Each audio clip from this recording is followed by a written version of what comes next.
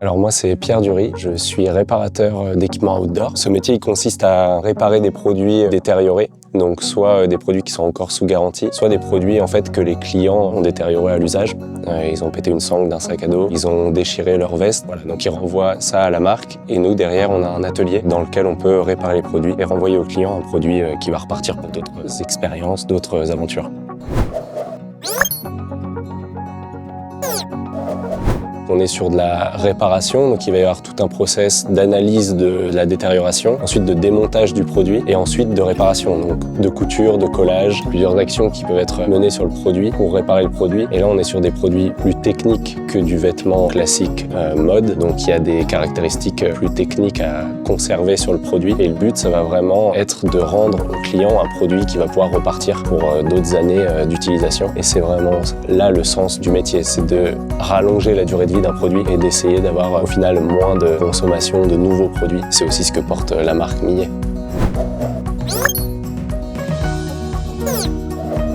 Il faut être patient parce qu'on a des choses qui sont assez longues à faire et qui demandent un peu d'endurance entre guillemets. On va avoir des produits qui sont longs à démonter pour faire une très courte réparation au final. Puis je pense qu'il faut aussi avoir une envie de sens et d'intérêt un peu plus global dans ce métier parce qu'on essaye d'avoir une portée à l'économie circulaire et à la diminution des déchets et de la production. Donc il y a cet aspect aussi motivation lié à ces enjeux-là qui sont importants je pense pour faire ce métier.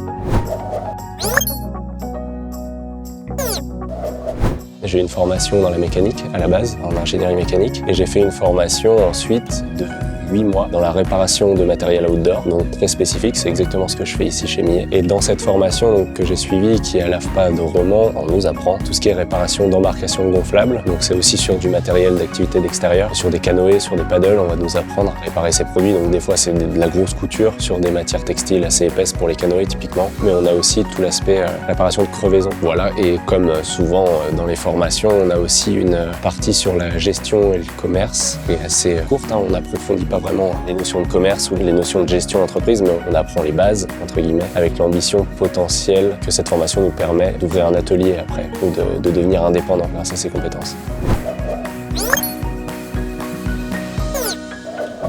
Moi, à la base, je pense que c'est vraiment avoir un métier manuel qui s'insère dans une démarche de résilience, de diminution de déchets et de penser aussi réparabilité en amont à la conception des produits. Je trouve que c'est la globalité de ces compétences qui en fait un métier intéressant et c'est ce qui me plaît. Sinon, dans ce qui me plaît, j'aime bien réparer les sacs à dos parce que voilà, je trouve les produits chouettes et on est sur des matières un peu épaisses. La réparation a un réel impact, quoi. Faut qu'elle soit solide et faut qu'elle soit bien réalisée pour que ça tienne dans le temps. Voilà, je pense que les sacs à dos, c'est ce qui me plaît le plus, on va dire, dans la réparation.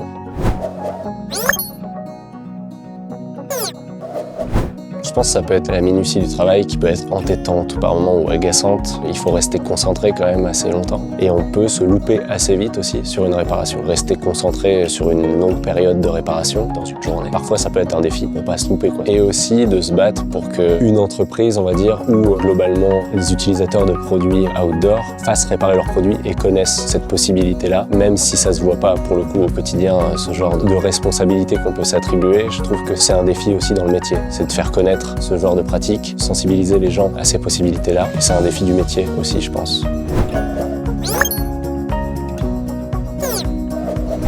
C'est un métier qui est en construction, donc d'une part les consommateurs qui ne sont pas vraiment au courant qu'on peut réparer des produits textiles et à côté des compétences qui ne sont pas encore forcément développées avec des centres de formation qui ne sont pas encore développés, tout l'aspect structurel qui n'est pas encore monté. Donc c'est un métier qui émerge, des structures de formation qui émergent, une sensibilité des consommateurs qui émerge aussi. Si on trouve la bonne entreprise ou le bon créneau, on peut assez facilement être recruté chez une marque pour mettre en pratique ses compétences de réparation et de couture. On peut aussi, avec ces compétences, imaginer monter un atelier, une autre entreprise. C'est une place possible après cette formation, d'installer un atelier et de développer cette économie et ces pratiques dans une ville. Voilà, c'est une activité qui aurait toute sa place et qui pourrait être imaginée dans plein d'endroits en France où on pratique les activités outdoor.